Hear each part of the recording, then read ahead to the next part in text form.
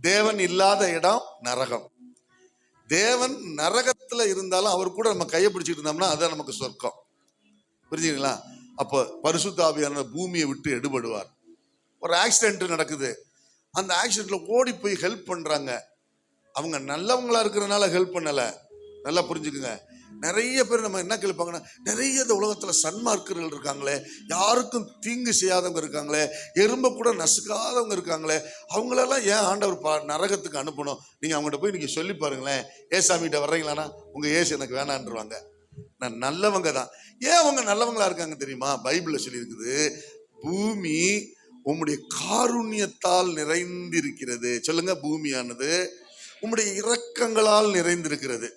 அவர் இந்த பூமிக்குள்ள இருக்கார்ல, அப்ப இரக்கம் சூழ்ந்திருக்கிறதுனால எல்லா மனுஷனுக்குள்ளயும் ஒரு இரக்கம் இருக்குது. மன இருதயத்துல ஒரு அந்த பூமியை கவர் பண்ணிருக்கனால யாரா கீழே விழுந்தா ஓடி போய் தூக்கக்கூடிய இரக்கம் நம்முடைய இருதயத்துல இருக்கிறது. காரணம், அவர் இந்த பூமியை நிரப்பியிருக்கார். அந்த பிரசன்னம் இந்த பூமியை விட்டு போகும்போது ஒவ்வொரு மனிதனும் கொடூரமாய் மாறிவிடுவான். புரியுதுங்களா? ரொம்ப கொடூரமா மாறிடுவான். நம்ம நாட்டுல வெளிநாடுகளா நம்ம கேள்விப்படுகிற சம்பவங்கள் ஏராளம்.